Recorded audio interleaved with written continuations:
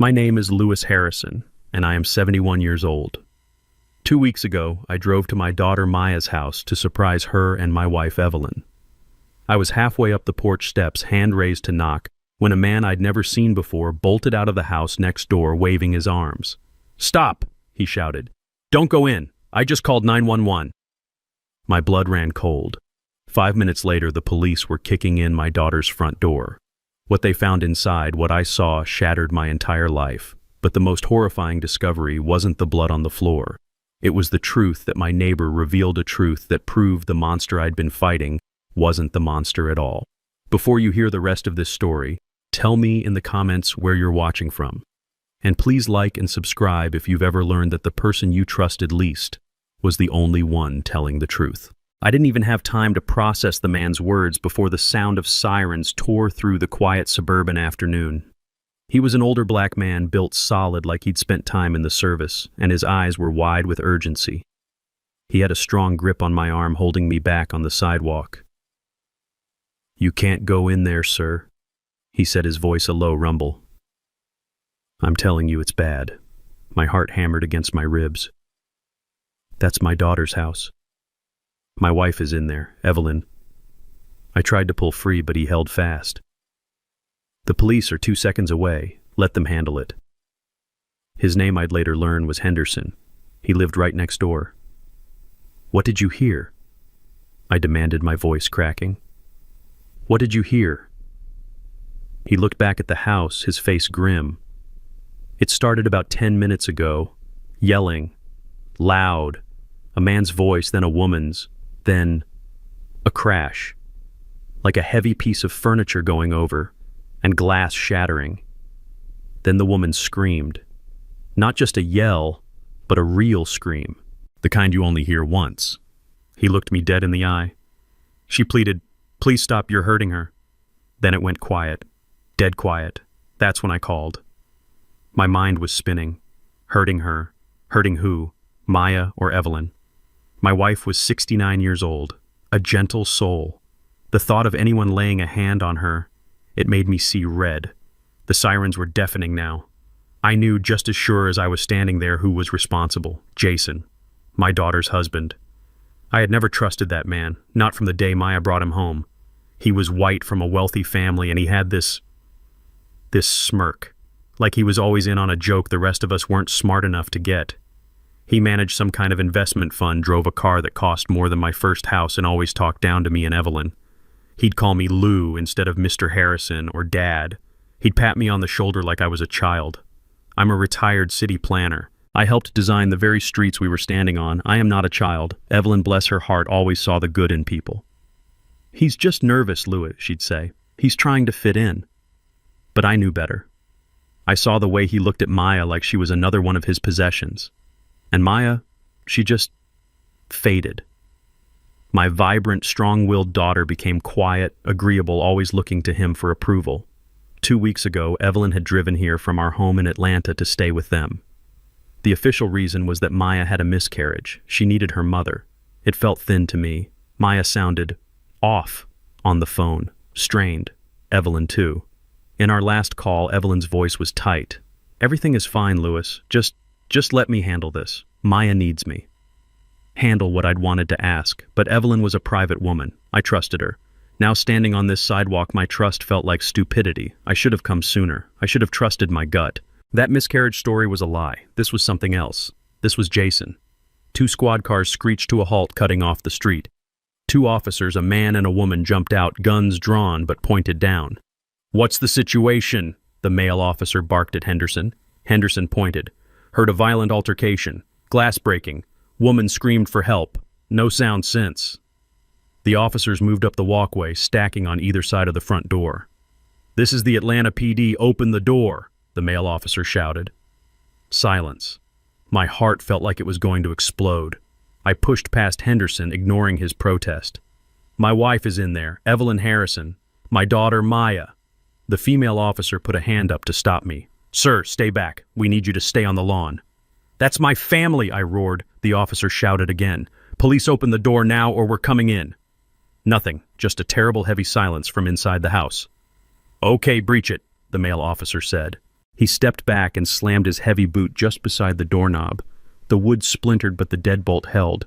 Again! He kicked again. The frame cracked. On the third kick, the door flew open, slamming against the inside wall with a bang that echoed my own heartbeat. "Clear!" the officers yelled, disappearing inside, one going left, one going right. I couldn't wait. I didn't care what they said. I ran past the officer on the porch, Henderson right behind me. "Sir, I told you to wait." But I was already in the foyer. The smell hit me first. Something coppery, metallic, blood. The house was a wreck. A tall floor lamp was shattered, its shade crumpled. A heavy oak chair was on its side. Glass from what looked like a picture frame was scattered across the hardwood floor. "Evelyn!" I screamed. "Maya! In here!" The female officer's voice came from the living room just past the staircase. I ran toward the sound, and then I saw her. My world stopped. It just ceased to exist. Evelyn. My Evelyn. She was lying at the bottom of the stairs. Her body was twisted at an angle that bodies shouldn't be. Her eyes were open, vacant, staring at the ceiling. A dark, spreading pool of blood haloed her gray hair on the light tile floor. Oh God, no, no, no, no. I think I said it out loud. I don't know.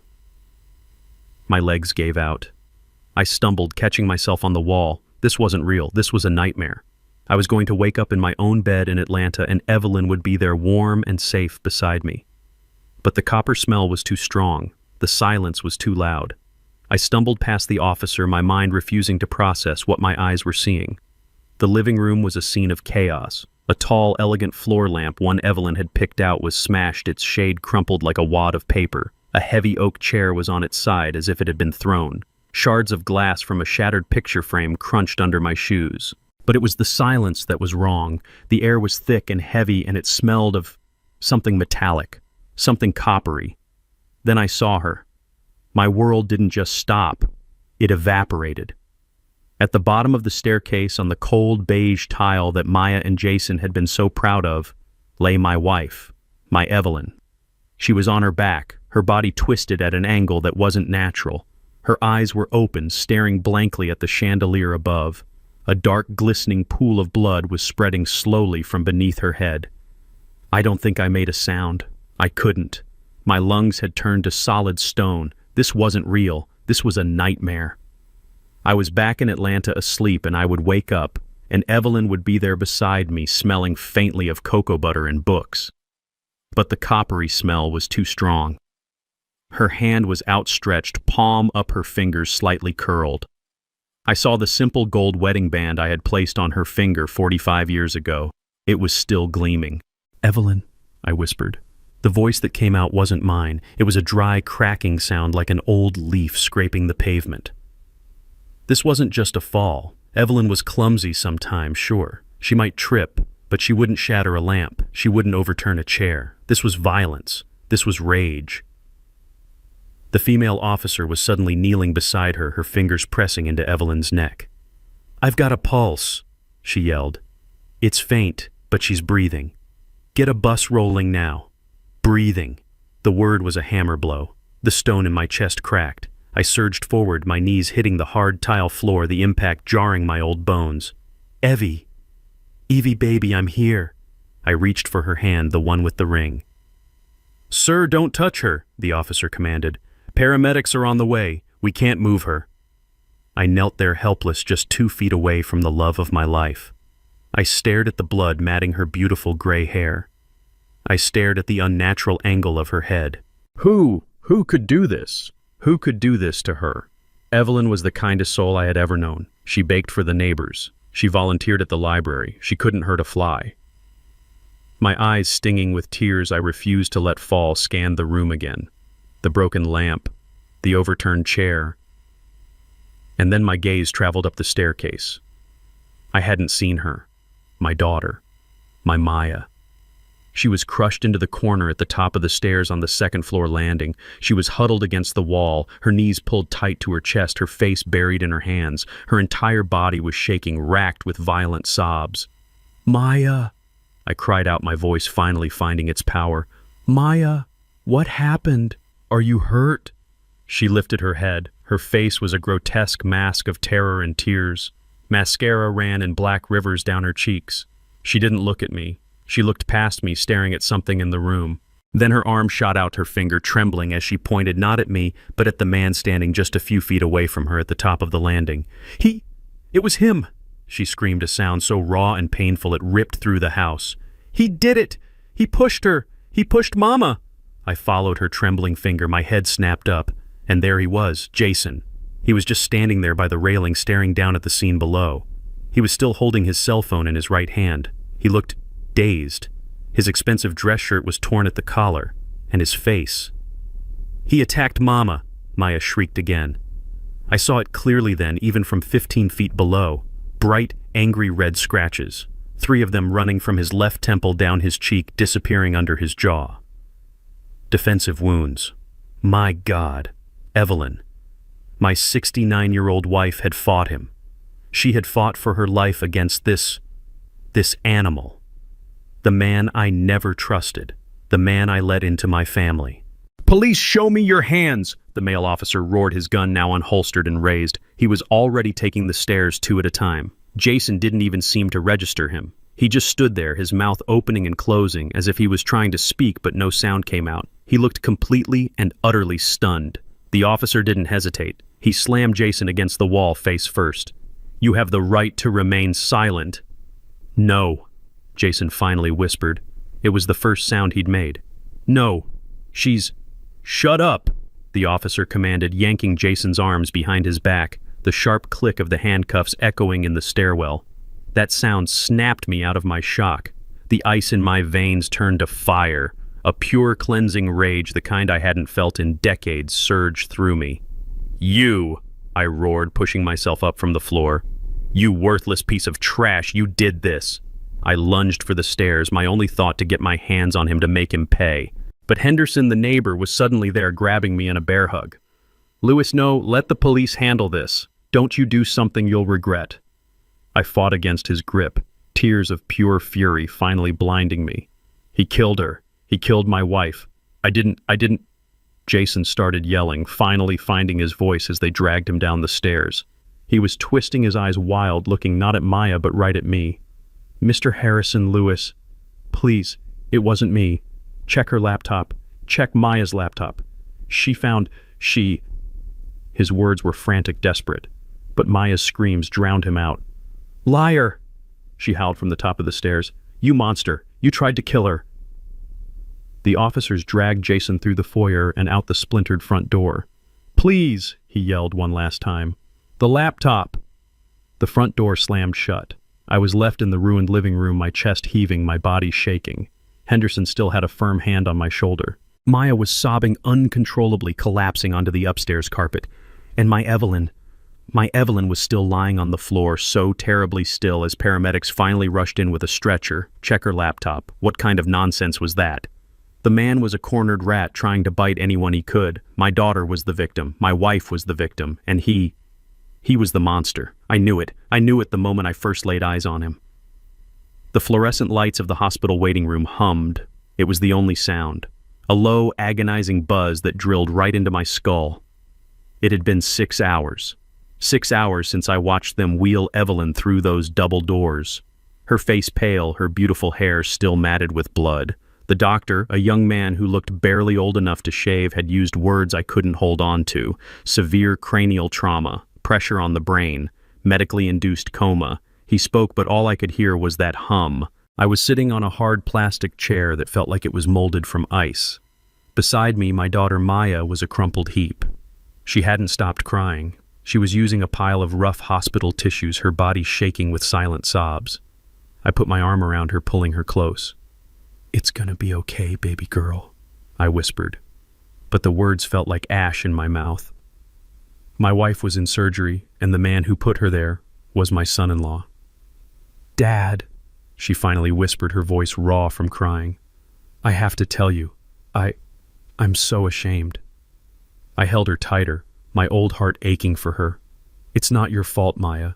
None of this is your fault." "But it is," she insisted, pulling back just enough to look at me, her eyes bloodshot and pleading. I let this happen. I hid it from you. I hid it from Mom. Hid what, baby? She took a ragged breath. Jason, it's a sickness, Dad, a gambling sickness. The word hung in the air between us. Gambling. It clicked. It made a terrible perfect sense. That expensive watch I'd seen on his wrist last month, the new sports car he'd claimed was just a company lease. That arrogant, entitled smirk he always wore. It wasn't the confidence of success. It was the bluff of a desperate, broken man.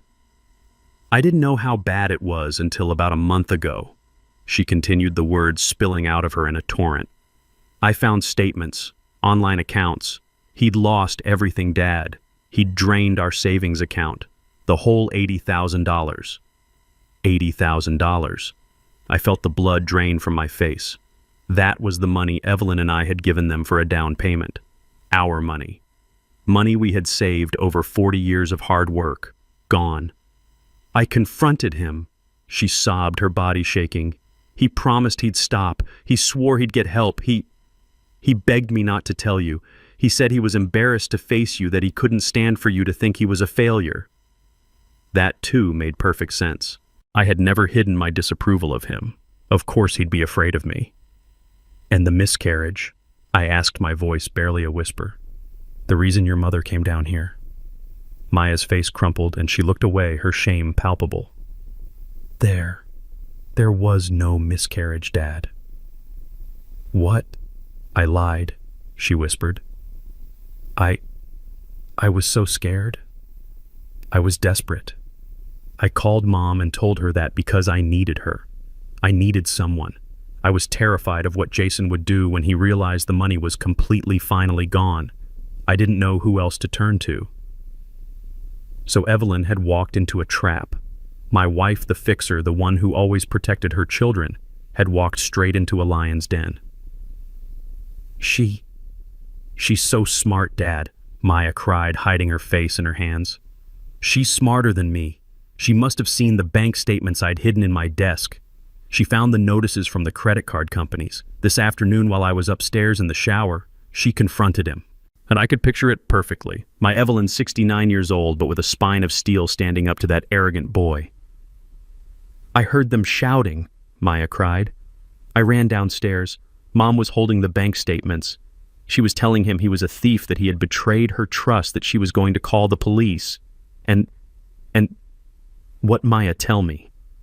He snapped. He grabbed her arm. He yelled at her to mind her own business. Mom tried to get to the phone and he shoved her. He shoved her, Dad, hard, with both hands. She flew backward. She hit the bottom stair and she didn't get up. She dissolved into hysterical sobs, clinging to my shirt. Her story finished. I held her, but my body was rigid. My mind was painting the picture over and over. My wife, my strong, brave Evelyn, lying broken on the floor. All because of him, because of that leech I had let into my family. I must have sat there for another hour just stewing in my own rage, rocking my daughter while she cried. The hum of the lights was the only sound. Then a new voice. Mr. Harrison. I looked up. A man in a tired suit was standing there. He looked like he'd seen too much of the world. I'm Detective Miller, he said, flashing a badge. I need to ask you and your daughter a few questions. Your wife, Mrs. Harrison. She's out of surgery. She's stable, but she's in intensive care. She's not awake. Okay, I said, helping Maya sit up. The detective looked at Maya, then at me. Your daughter gave a preliminary statement at the scene. I just want to clarify a few things. You both stated that your son-in-law, Jason Powell, pushed Mrs. Harrison down the stairs during an argument. That's right, I said firmly. My daughter saw it all. Detective Miller nodded slowly, pulling out a small notebook. The thing is, Mr. Harrison, we have a conflicting statement. My brow furrowed. Conflicting from who? From Jason? No, sir. From your neighbor, a Mr. Henderson. The man who called 911, what about him? Well, he's a veteran, says he's got sharp hearing. He's very clear on what he heard. He says he heard the argument, yes, but he says he distinctly heard a man's voice, presumably Mr. Powell, shouting, Maya, stop, and Maya, you're hurting her. He also says he heard him yell, "Give me the phone. I have to call 911." I stared at him. That's impossible. He's confused. He must have heard it backward. Maybe, the detective said, his eyes unreadable. But there's something else. We ran Mr. Powell's background. He's clean. Not even a speeding ticket. No history of violence. Nothing. He paused, and his gaze shifted to Maya, who had suddenly gone very, very still. Your daughter, on the other hand. She has a sealed juvenile record, an assault charge from when she was 15. She broke another girl's arm in a fight. I stood up. I stood. The ice in my veins was back. Now you listen to me, detective. Are you really standing there trying to blame my daughter? My daughter who just watched her mother almost get murdered. That was 20 years ago. She was a child. Kids get into fights. Sir, I'm just... No. I cut him off, my voice dangerously low. You're just... What? Trying to muddy the water. That man, Jason, is a gambler who stole $80,000 from my family. He attacked my wife when she confronted him. My daughter saw it. I saw the scratches on his face. My wife fought back. What more do you need? The scratches, yes, the detective said, unfazed. We're looking into those. The neighbor is an old man, I said, dismissing him with a wave of my hand. He's probably half deaf. He heard what he wanted to hear. My daughter is the victim here. So you go and do your job and make sure that monster stays locked up. The detective held my gaze for a long moment. Understood, Mr. Harrison. We'll be in touch. He turned and walked away, his footsteps echoing down the sterile hallway. I sat back down, my heart pounding with anger. How dare he? How dare he try to twist this? I looked at Maya. She was trembling again, looking smaller than ever. Dad, she whispered, he thinks I did it. No, he doesn't, I said, pulling her back into my arms, my resolve hardening like concrete. He's just a lazy cop looking for an easy out. Don't you worry, baby girl. I'm here. I won't let anyone hurt you. I believe you. And I did. At that moment, I believed her with every fiber of my being. 2 days later, I was back at the house. The yellow crime scene tape was still stretched across the splintered door frame. It felt wrong walking back in. It felt like trespassing in my own daughter's life. But Evelyn was still unconscious in that silent, sterile room, and the nurse said she needed her own things. A robe, her toiletries, her worn leather slippers. Small comforts in a world that had suddenly become hard and cold. I walked past the dark stain on the tile, my eyes fixed forward, refusing to look at it. As I stepped back outside, my hands full with a small overnight bag, I saw him.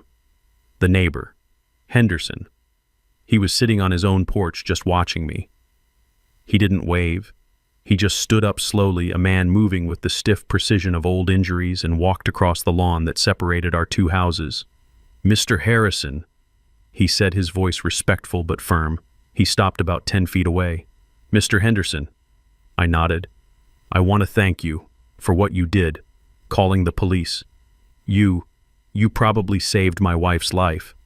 He just looked at me, his eyes sharp. Sir, I spoke with the detective. He came by this morning. Detective Miller. Yes, he spoke to us at the hospital. I was tired. I wanted this conversation to be over. I wanted to get back to Evelyn. I don't think he believed me, Mr. Harrison, Henderson said, and I have a feeling I need you to believe me. A knot of irritation tightened in my stomach. I was grieving. My family was shattered. I didn't have time for this old man's stories. Believe what I said, my voice sharper than I intended. That you heard wrong. I was just at the hospital. My daughter Maya, she told me everything. That man Jason, he's a gambler. He stole $80,000 from my family. He attacked my wife when she confronted him. Henderson didn't flinch. He just stood there solid as an old oak tree. Sir, with all due respect, I've lived next door to your daughter and her husband for 3 years. I'm a widower. I'm home most of the time. My windows are open. I know what I hear. He took a step closer. And I need to tell you, sir, I spent 20 years in the United States Army, Signal Corps. My ears, my hearing, it's the only part of me that still works perfectly. I can tell you what kind of bird is in that tree just by its call, and I can tell you who does the yelling in that house. I gripped the overnight bag, the plastic handle digging into my palm. What are you trying to say, Mr. Henderson? I'm saying he said, his voice dropping low, that in 3 years I've maybe heard Mr. Powell raise his voice twice, once during a football game, once when he dropped something heavy in the garage. But your daughter Maya, sir, she screams. She screams every week, usually Thursdays. I reckon that's when the bills come due. My blood ran cold. This was the exact opposite of what Maya said. It's always about money. Henderson continued, shaking his head. Where is it, Jason? Or you promised me, Jason. I can't live like this. And he's always the one I hear trying to calm her down. It's okay, Maya. It's okay. We'll figure it out. Just calm down. That's the dynamic, sir. It has always been the dynamic. That I stared at him, my mind scrambling. This was wrong. This was a lie. The detective had said this, and I had dismissed it. But hearing it from this man, this soldier, it felt different. That night, I said, my voice shaking, you told the police. I told them exactly what I heard. Henderson interrupted, his eyes locking onto mine. And it wasn't Thursday screaming. This was panic. I was in my yard right by that fence. I heard your wife's voice. She was upset. She said something like, Maya, no, that's madness. Then I heard the crash, the glass breaking, the lamp, I guess. He took a deep breath like he was bracing himself. And then, sir, I heard Jason. And he wasn't calm. He was terrified. He shouted. And I mean shouted. He yelled, Maya, look what you did, you're hurting her. Then he yelled it again. Maya, get away from her. My mind just stopped. You're hurting her. And then, Henderson said, his voice barely a whisper, I heard him yell, give me the phone, I have to call 911. He let the words hang in the air between us. I couldn't speak. I just stood there frozen. This was impossible. Maya was the victim. Jason was the monster. I saw the scratches. Sir, Henderson continued, that was maybe 30 seconds before the big fall. I heard the scuffle. Then I heard the sound that a body makes, a heavy, awful sound at the bottom of the stairs, and the only person I heard screaming, he pushed her, was your daughter. After it was all over. I must have staggered because Henderson put a hand out to steady me. That's not what my daughter said. I whispered the world tilting beneath my feet. I know, sir. Henderson said, his face etched with a sad, hard pity. That's why I'm talking to you. I'm just an old soldier and I've seen friendly fire before. I've seen people get confused in the fog of war. But I also know when someone is lying to cover their flank. He looked me square in the eye. Mr. Harrison, I truly believe you are protecting the wrong person. I drove away from my daughter's house, but I couldn't go back to the hospital. I couldn't go back to Evelyn, not yet. I just parked on a quiet side street, the little overnight bag sitting on the passenger seat, mocking me with its simple domestic purpose. Henderson's words were a poison. They had seeped into my bloodstream and were now working their way to my heart. I think you are protecting the wrong person. It was nonsense. It had to be. My daughter was a victim. I saw her. I held her while she sobbed. My wife was a victim. I saw her lying in a pool of her own blood, but my mind kept pulling me back. The detective, the juvenile record, and Henderson's certainty. Maya, stop. You're hurting her. Why would he lie? And then like a key turning in a rusty lock. I heard Jason's voice again. Not the arrogant man I despised, but the desperate man being dragged out in handcuffs. Check her laptop. Check Maya's laptop.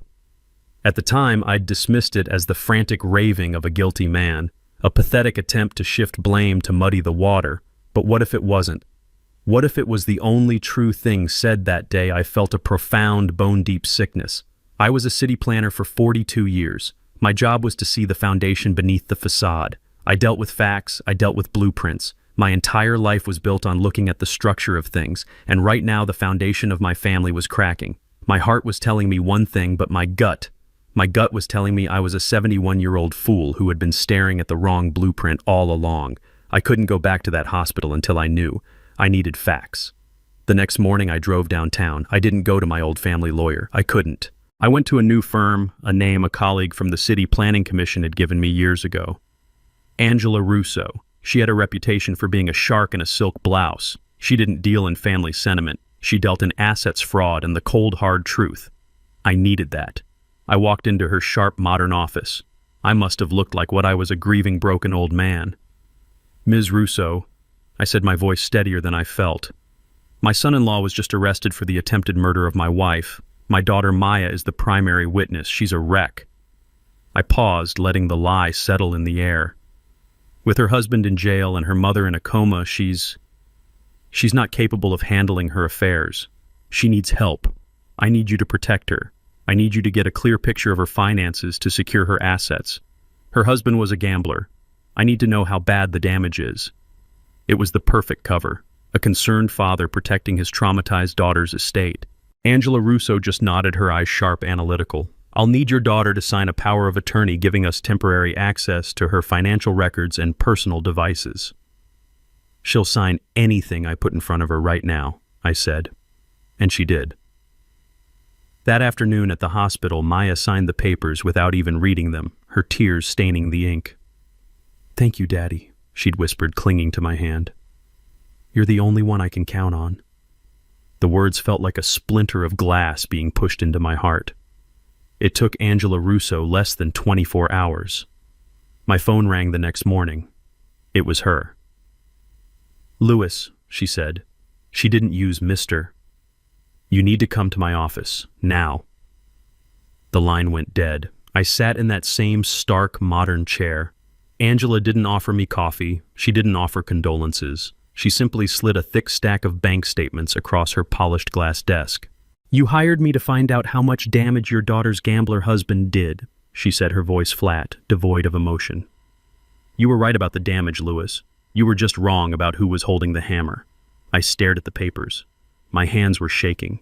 They were withdrawals from the joint savings account, dozens of them, 10,000, 15,000, 5,000, all transferred to offshore websites, sites with names like Slots Royale and Vegas Palace Online. A total of $80,000, gone in 6 months. This is what he did, I whispered. No, Angela said. I cross-referenced the timestamps. Every single transfer was made from an IP address registered to your daughter's personal laptop. Jason Powell was verifiably at his office in documented meetings during every single one of these transfers. This wasn't Jason Lewis. This was Maya. No, I said. It came out as a croak. No, that's not possible. She told me. She told me he was the gambler. Angela leaned forward, her eyes merciless. She lied. And that Lewis is not the only lie. You told me your wife was visiting because your daughter had suffered a miscarriage. I nodded, my mouth too dry to speak. I pulled the local hospital and OB/GYN records for the last 6 months. Your daughter was never pregnant. There was no miscarriage. She was never a patient. The room tilted. The air hummed. The miscarriage was a lie. A fabrication. A cold, calculated maneuver. Then why? I stammered. Why did Evelyn go to her? You tell me, Louis, Angela said. Why does a compulsive gambler who just lost $80,000, the exact amount you gave them for a down payment, suddenly need her mother to visit? She was luring her. She was luring Evelyn there to get more money. My wife, my Evelyn, hadn't just stumbled into an argument. She had been summoned to her own execution. Angela wasn't finished. She spun her laptop monitor around to face me. Jason's frantic last words, she said. Check the laptop. He was right. You should have checked. On the screen was an email chain between Maya and Jason dated 1 week before the attack. My vision was swimming. Angela read the words out loud for me, her voice cutting through the silent room. It's from Jason to Maya, she said. Maya, I can't do this anymore. I just checked the joint account. It's empty. You promised me you'd stopped. You promised me. We're going to lose the house, Maya. We're going to lose everything. I put my head in my hands. I couldn't breathe. Scroll down, I managed to say. Angela clicked. Maya's reply, it's just a setback, Jason. I can win it back. I just need a little more. Your parents have money. Or just ask your dad. Just don't tell mine. Please, Jason, don't tell them. I can fix this. And then the final email, the one that sealed all of our fates, from Jason. No more lies, Maya. I am done. I am done covering for you. I am done watching you destroy yourself. I'm calling your parents. I'm telling them everything. You need help, and if you won't get it, I'm going to get it for you. I love you, but I won't be your accomplice anymore." Angela looked up from the screen, her gaze pinning me to the chair. "That email was sent at 1:17 p.m. on Tuesday, Lewis. Your neighbor's 911 call was at 4:30 p.m. That was the argument your wife walked into. He wasn't attacking her. He was trying to get help. He was trying to tell the truth." I left Angela Russo's office, but I couldn't drive. I couldn't go anywhere. I walked out onto the busy Atlanta street, and the noise of the traffic, the horns, the chatter of people on their lunch breaks. It all just hit me like a physical wave. I stumbled over to a concrete bench at a bus stop and just put my head in my hands. I was wrong. It wasn't a small mistake. It wasn't a misunderstanding. It was a catastrophic failure of judgment. I, Lewis Harrison, a man who had prided himself on seeing the structure of things, a man who planned city grids, had failed to see the rot in the foundation of his own family. I had let my prejudice, my simple, ugly bias against Jason, blind me completely. I felt sick, physically ill. I thought about Jason sitting in a jail cell right now. I thought about the scratches on his face, the ones I had pointed to as proof of his guilt. My God, Evelyn must have done that. Or Maya. He had been attacked, and I had been part of the mob that threw the stones. He had been trying to protect my wife. He had been trying to get help. He was the only one telling the truth. And I, in my arrogant blindness, had helped my daughter, the real monster, lock him away. The shame was so thick I felt like I was choking on it. My phone buzzed in my pocket, making me jump. The vibration felt like an electric shock. I fumbled for it, my hands shaking. It was the hospital. "Mr. Harrison," a nurse's voice. "Your wife, she's waking up. She's out of the coma. The doctor thinks you should come." I don't remember the drive. I don't remember parking. I just remember bursting through the automatic doors of the ICU, my heart pounding a frantic, terrified rhythm. When I got to her room, Maya was already there.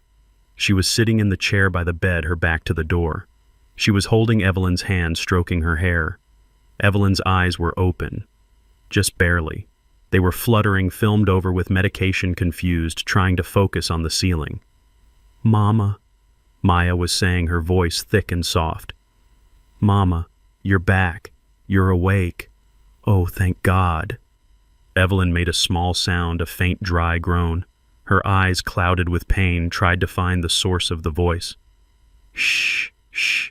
It's okay," Maya cooed, squeezing her hand. "You're safe now. I'm right here. Dad's here too. We're all here." I stood in the doorway, my feet bolted to the floor. I was frozen watching the performance. It was masterful. She was the loving, devoted daughter, her voice trembling with what anyone else would mistake for relief. Evelyn's eyes slowly moved, finally landing on Maya's face. "We got him, Mama," Maya whispered, leaning in so close her hair brushed the pillow. "He can't hurt us anymore. Jason. He's in jail. The police took him away. He's gone. You're safe. We're all safe now." I watched the words hit Evelyn. I watched my wife, weak and battered, try to process this new information.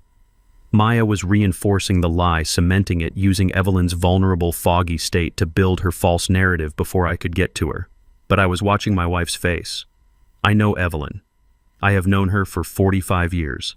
I know the way her eyes crinkle when she smiles. I know the way her jaw sets when she's angry. And I know what she looks like when she's afraid. I was expecting to see relief. I was expecting peace, a softening, a release of tension. That is not what I saw. As Maya spoke, Evelyn's eyes didn't soften. They widened, just a fraction. But I saw it. I saw the monitor beside her bed, the little green number tracking her heart rate. It had been steady beeping quietly at 72. When Maya said, "Jason's in jail," it jumped. 78, 84, 90. It wasn't relief, it was panic. Her gaze shifted, moving past Maya, searching the room frantically. She wasn't looking at Maya, she was looking for something, or someone. She wasn't reacting like a victim who had just been told her attacker was captured. She was reacting like a hostage who had just learned her only rescuer was gone. Maya, lost in her own performance, didn't notice. She was too busy playing her part. "It's okay, Mama. Just rest. I've got you." I had to get her out of that room. I stepped inside, forcing my voice to sound gentle, normal. "Maya, baby girl, you look exhausted. You've been here for hours." She looked up startled, her eyes wide. She quickly composed her face back into a mask of tear-streaked grief. Dad, I can't leave her. You need coffee, I said. It wasn't a suggestion. It was a command. You haven't eaten a thing since this morning. You're no good to her if you collapse. Go. Go to the cafeteria. Get a sandwich. Get something hot. I'll sit with her. I promise I won't leave her side for a second. She hesitated. Her eyes darted from me to Evelyn. She didn't want to leave. She didn't want to leave her mother alone with me. Not now. Go, I said, a little more force in my voice. That's an order, young lady. I'll call you if anything changes. Go. She finally relented, giving Evelyn's hand one last tight squeeze. I'll be right back, Mama. I love you. She walked past me, sniffing still, the perfect picture of the devoted daughter. The moment the door clicked shut, I moved to the bedside. The room was heavy with the smell of antiseptic and the quiet, steady beep of the heart monitor. I took Evelyn's hand. Her skin was so cold, so papery. Evelyn, I whispered, leaning in close. Evie, it's me. It's Louis. You're safe. I am here. Her eyes found mine. They were filled with a desperate, terrifying urgency. Evie, what happened? I whispered. I need the truth. I know about Maya. I know about the gambling. I saw the laptop. I know Jason was trying to get help. Just tell me what happened. Her lips cracked and dry began to tremble. A small dry sound came out, a little click. She tried to swallow. It's okay. I soothed my heart breaking. It's okay. Just whisper. I'm right here. I'm listening. Her eyes filled with tears. Not the performance tears of her daughter, but real hot tears of terror. They welled up and spilled over, running down her temples into her matted hair. She whispered. Her voice was a dry rasp, barely air. What, Evie? What was it? It was Maya, she breathed. The words were a tiny puff of air. My heart shattered. I know, baby. I know she lied. Was it just the money? Did she just panic? Evelyn shook her head, a tiny agonizing movement that I could see cost her everything. The tears came faster. She found what, Evelyn? What did she find? Her gaze was locked on mine. She was using every last ounce of her strength, every bit of life she had left, to push the words out. She found my will. The word hit me like a physical blow. The will. Our will. What about it? It all goes to her anyway. We signed it years ago. No, Evelyn whispered. Her eyes closed for a moment as if in agony. No, not my will. My mind seized on that one word. Will. It made no sense. What are you talking about, Evie? I whispered, my voice rough. Our will. We did that together. We did that 20 years ago. It's simple. Everything we have goes to Maya. She knows that. What does our will have to do with anything? I was confused. Was the head trauma making her delirious? Was she mixing things up? I squeezed her hand gently. Baby, it's okay. The will is fine. It's all taken care of. It all goes to Maya. It's fine. Evelyn's eyes. Those beautiful brown eyes I had known my entire adult life stared at me with a terrifying clarity. The fog was gone. This was not delirium. This was truth. A single tear rolled down her temple. No, she whispered, the sound scraping her dry throat. No, Louis. Not our will. My will. My will. The words hung in the sterile, beeping air. I didn't understand. Your will. We were married. We have one will, one life. What are you talking about? Evelyn tried to take a breath. It hitched in her chest. I saw a flash of pain cross her face. Please, Evie, don't talk if it hurts. I must, she insisted. You don't know. She closed her eyes for a moment, gathering what little strength she had. When my Aunt Josephine died, 20 years ago. Remember?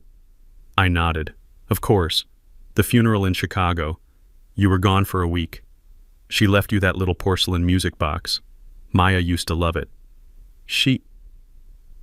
She didn't just leave me the music box, Louis, Evelyn whispered.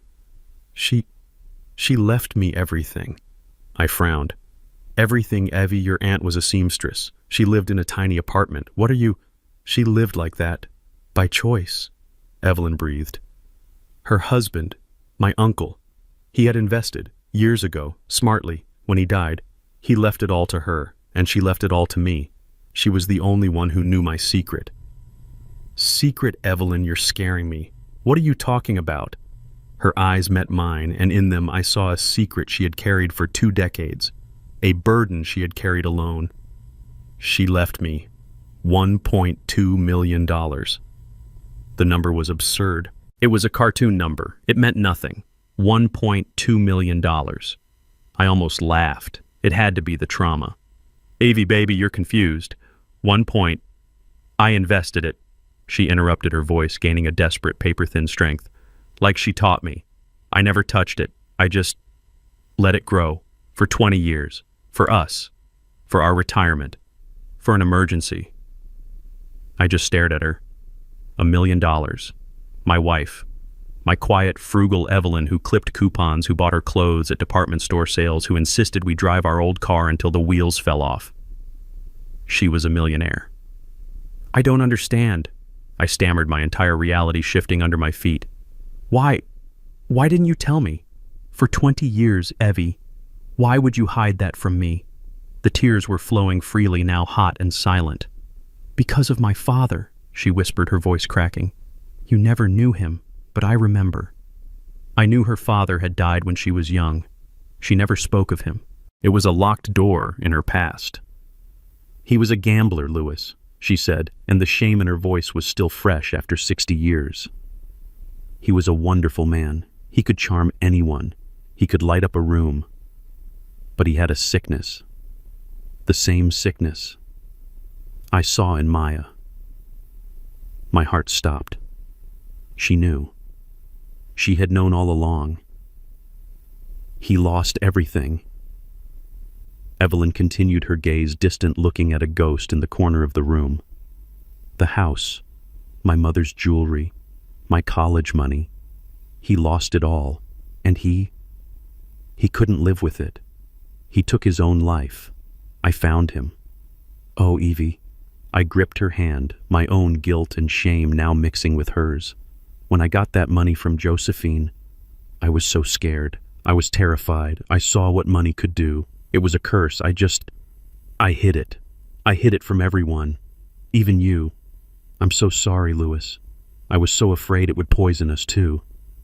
It's okay, I whispered, though my mind was still reeling. It's okay. No, she said, her voice hardening. It's not okay, because I saw it. I saw the signs in Maya years ago, the little lies about money, the way she always needed more. I tried to believe it was just youth. But then I saw her bank statements, the ones she left on her desk 2 months ago when I came to visit, the withdrawals, the websites, just like my father's. So what did you do? I did what I had to do, she said. I went to my lawyer, secretly. I changed my will. My will, the one just for my money, the $1 million. I took Maya out of it. You disinherited her. I left all of it, she sobbed, all $1.2 million to a charity, a foundation for gambling addiction. The pieces clicked into place with the horrifying sound of a cell door slamming shut. The will, the addiction, the lies. Evelyn, I said, my voice barely audible. That day, the day of the fall, did you tell her? Evelyn shook her head, her face pale. No, she found it. I brought a copy. In my suitcase, I don't know why. Maybe I was going to show her, to scare her into getting help. I don't know. She found it in your suitcase, I repeated, my voice flat. Yes, she whispered. When I was confronting Jason about the $80,000, I didn't know he didn't know. He was just as shocked as I was. He was trying to help me. He was the one who said we had to call you. He said Maya needed an intervention.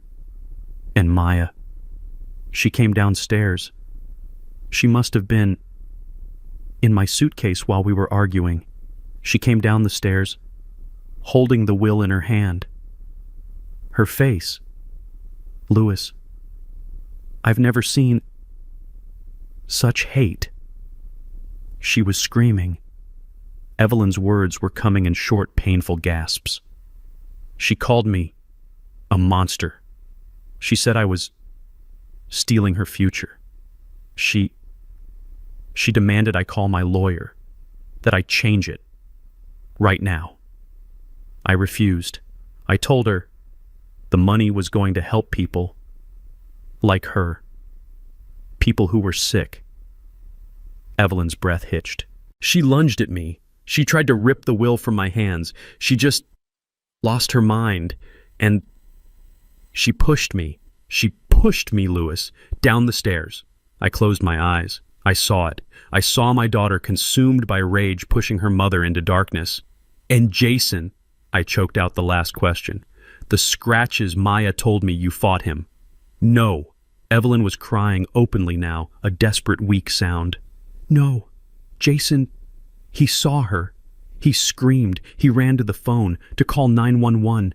And she couldn't say it. What, Evelyn? What did Maya do? The kitchen. She gasped, her eyes wide with the memory. The knife block. She grabbed a knife. She attacked him, Louis. She attacked Jason. To stop him from calling for help. He was just trying to save me. I stood by Evelyn's bed, my hand still holding hers, but my mind was 1,000 miles away. It was replaying a movie. Jason. The scratches. I had screamed at the detective about them. My wife fought back. My God.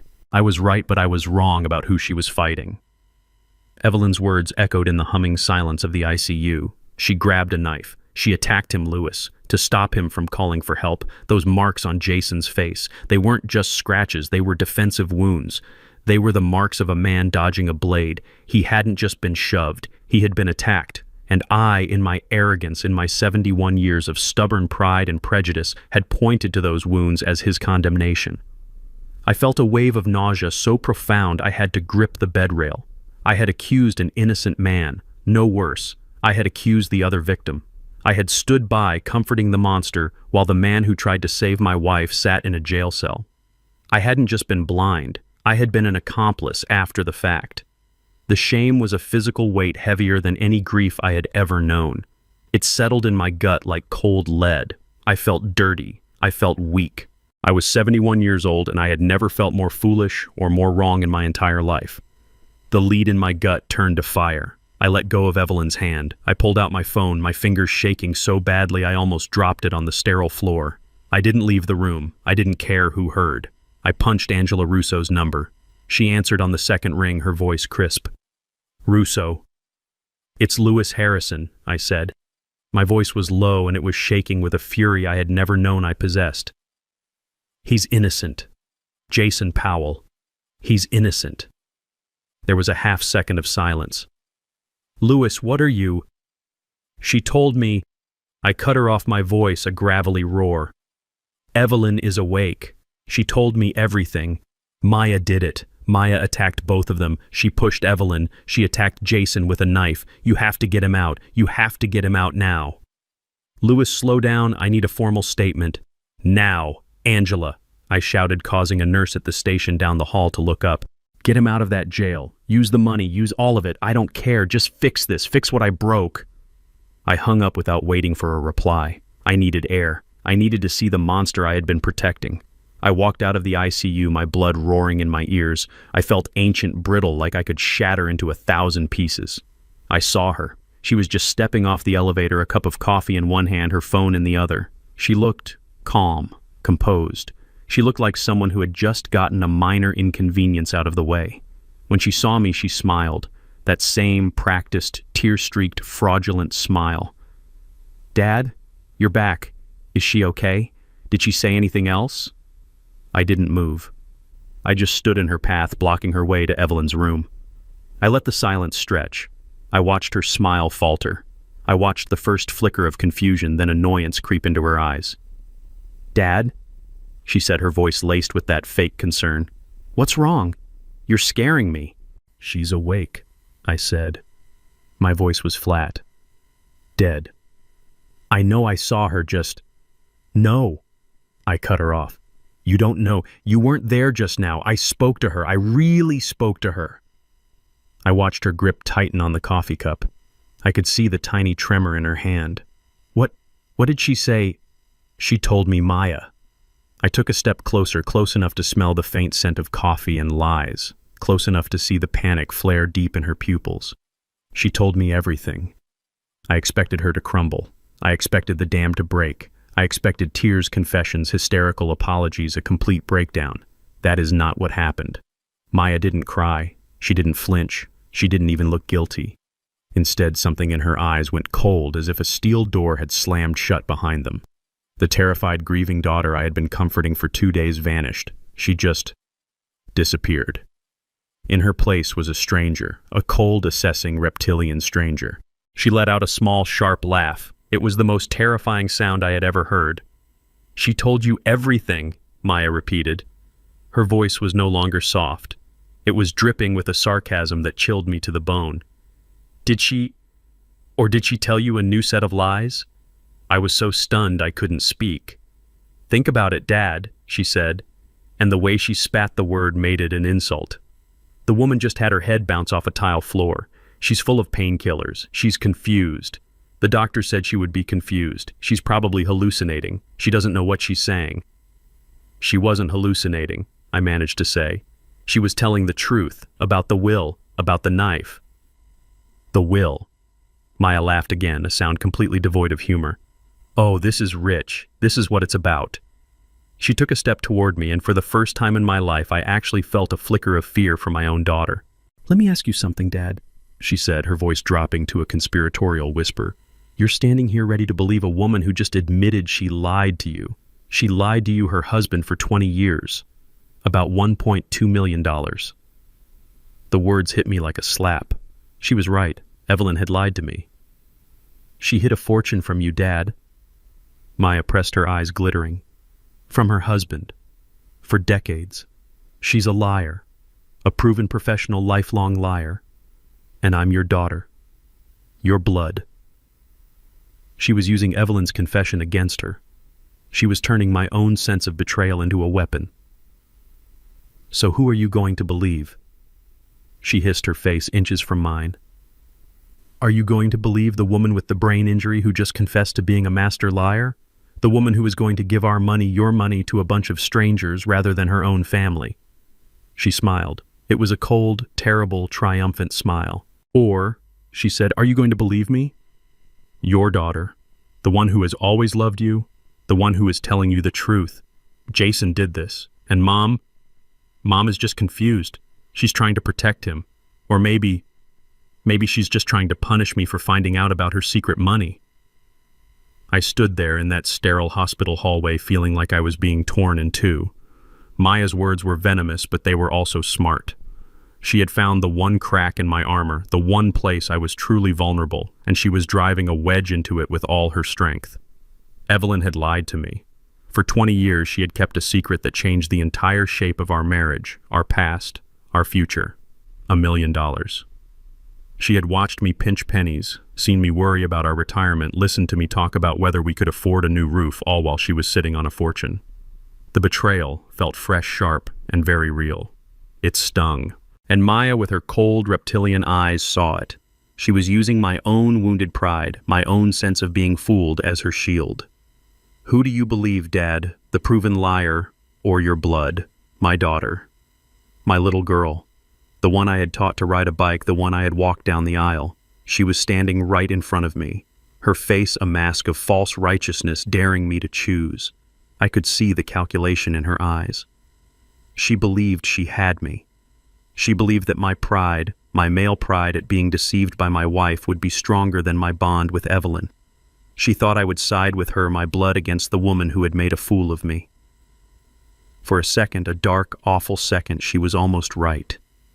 The anger I felt toward Evelyn was so strong, so confusing.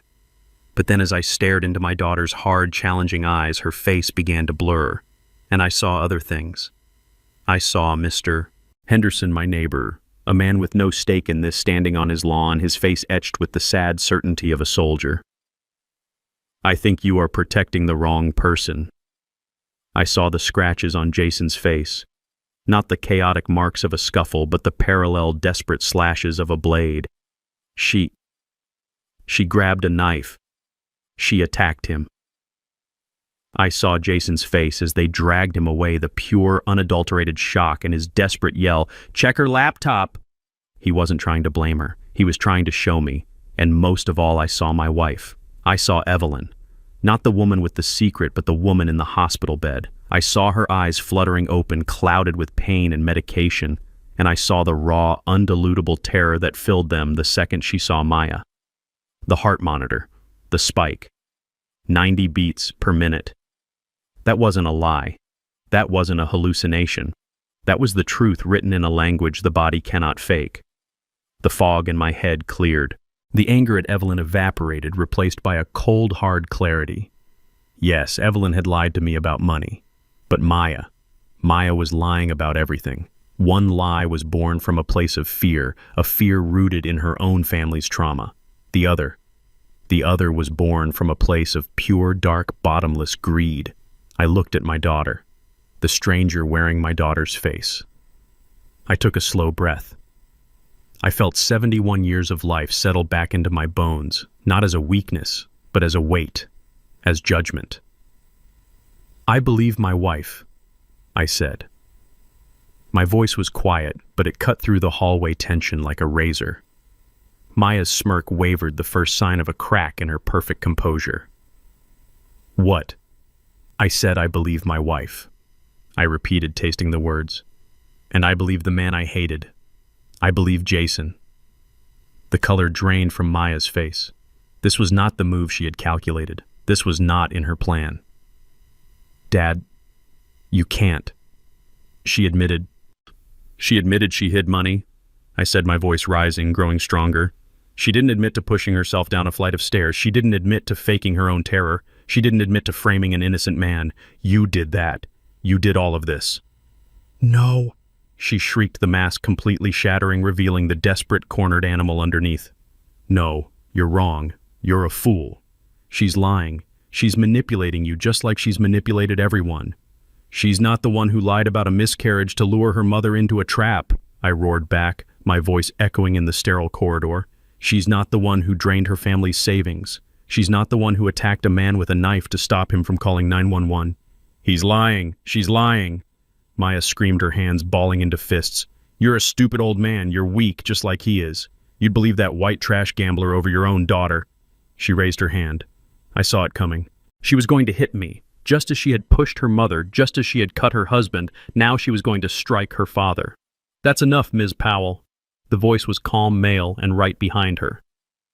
Maya froze, her hands still in the air. She spun around. Detective Miller was standing there, his face hard, his hand resting on his service weapon. He wasn't alone. 2 uniformed officers were with him. "You're under arrest, Maya," he said, "for the attempted murder of Evelyn Harrison and the aggravated assault of Jason Powell." Maya did not take it well. The moment the steel cuff snapped around her wrist, the grieving victim disappeared and a cornered animal took its place. She lunged, twisting in the officer's grip, not toward the detective, but toward me. "You—" She shrieked, her voice a raw, ugly sound I had never heard before. "You did this, you senile old fool! You believe her! You believe them over me! Your own blood!" The uniformed officers were strong, but she fought them with a wild, terrifying strength. "You will regret this," she screamed, her face purple with rage. "He's a gambler. He's a liar. He attacked my mother. Dad, do something. Tell them they're wrong." I just stood there, my legs shaking, my heart a cold, dead stone in my chest. I couldn't move. I couldn't speak. I just watched as the daughter I had raised, the little girl whose scraped knees I had bandaged, was dragged backward down the hallway, fighting, kicking, and spitting. "You'll never see me again," she howled just before they pushed her into the elevator. "I hate you. I hate all of you." The silver doors slid shut, cutting off her scream. The silence that flooded the hallway was heavier, more profound than any sound. It was the sound of a life ending, the sound of a family that had just ceased to exist. Detective Miller let out a long, slow breath. He looked at me, his eyes filled with a professional pity I found almost as painful as Maya's hatred. "Mr. Harrison, I know this is a lot. We're processing her. We're also processing the immediate release of Mr. Powell. He's on his way out now." My stomach dropped. Jason. I had to face him. I had to look at the man I had wrongly accused, the man I had despised, the man I had helped put in jail. What do you say to a man like that? How do you apologize for a sin so profound? I nodded numbly, and the detective walked away, his radio squawking. I made my way to the hospital lobby, sinking onto one of the hard plastic chairs. The bright, cheerful art on the walls felt like an insult. I just stared at the automatic doors, waiting. 5 minutes passed. 10. Then the door slid open, and he walked out, flanked by a single police officer. He looked broken. He hadn't slept. He hadn't shaved. His expensive suit was wrinkled, his shirt still torn at the collar where Maya had attacked him. The angry red scratches on his cheek looked even more vivid in the lobby's bright light. He was carrying a small plastic bag with his wallet and keys. He saw me, and he just stopped. He stood there about 20 feet away, not angry, not yelling, just looking at me. His eyes were empty. He looked like a man who had walked through hell and hadn't quite come back. My throat was tight. My palms were sweating. All my life I'd prided myself on being a man who said what he meant, a man of conviction. But standing there in front of the man I had wronged so deeply, I was a coward. I had no words. I stood up slowly, my old joints cracking. "Jason," I said. My voice was a dry croak. I faltered. What could I say? "I'm sorry." It was a pathetic, tiny word for such a massive betrayal. I tried again, my voice shaking. "I was wrong. I was so wrong." Jason just watched me. He didn't speak. He didn't move. He didn't make it easy for me. He didn't say, "It's okay," because it wasn't. I saw the laptop. I pushed the words out, desperate to fill the awful silence. "The lawyer, Ms. Russo, she showed me. The emails, the gambling. I didn't know." "No," he said. His voice was hoarse, raw. "You didn't." "I thought it was you," I stammered. "I thought you were the gambler, the monster." He finished the sentence for me, his voice flat. "The arrogant white boy who wasn't good enough. The man who attacked your wife." I flinched because he was right. "Yes," I whispered. He finally moved, but only to slump onto one of the chairs, dropping his head into his hands. He looked like a puppet whose strings had just been cut. "She's good, isn't she?" he whispered, his voice muffled. "She had me fooled for a solid year. She had you fooled her entire life." I sat a few chairs down from him, a gulf of shame and silence between us. "The detective told me I said that she attacked you with a knife." He let out a dry, bitter laugh that sounded more like a sob. "Yeah, she did, when I tried to call 911. "I don't understand," I said, leaning forward. "Why did you never tell us? Why did you let us believe you were this person?" He finally looked up at me. His eyes were red-rimmed and so tired, so profoundly tired. "Lewis," he said, using my first name for the first time. "When did it start, the gambling? Was it just the 80,000? He shook his head slowly. "The gambling?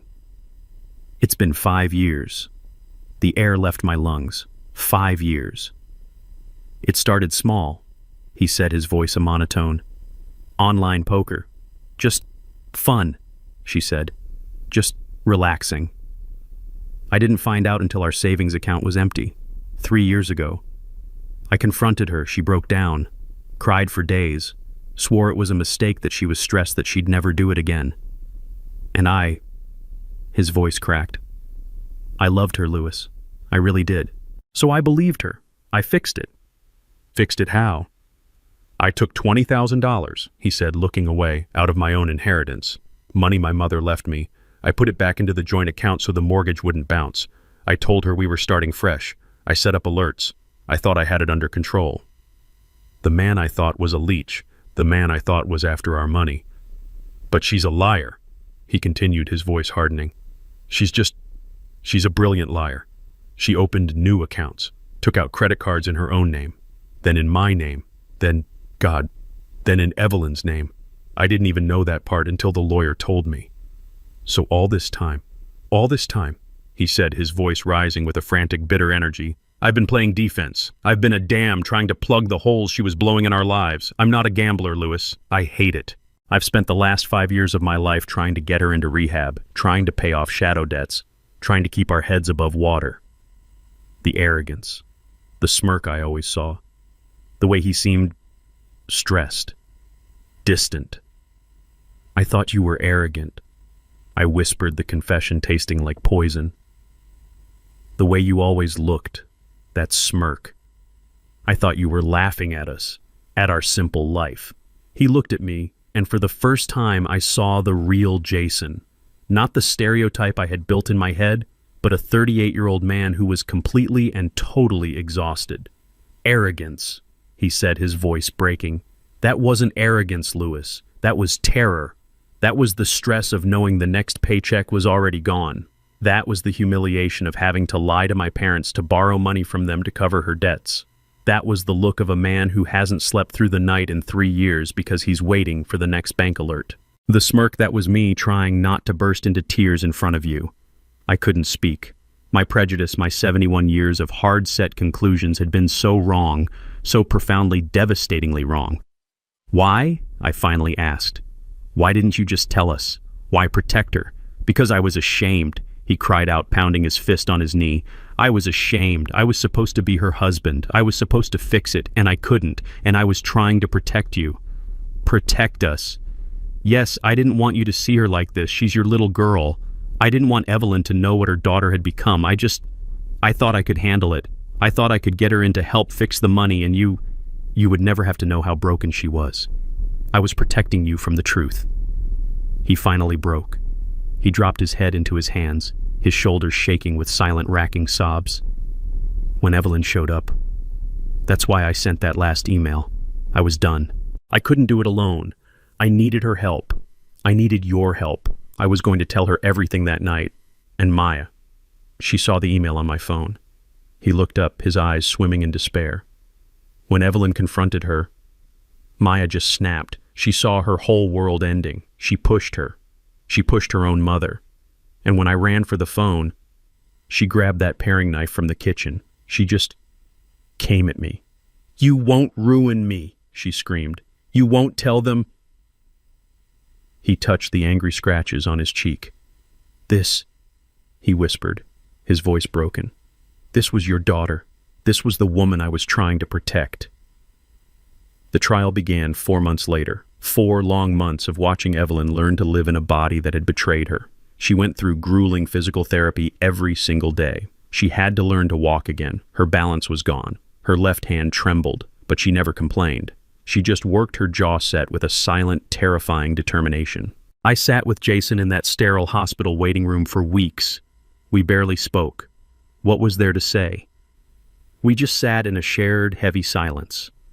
We were 2 men bound together by a tragedy we couldn't comprehend, waiting to see if the woman we both loved would ever be the same.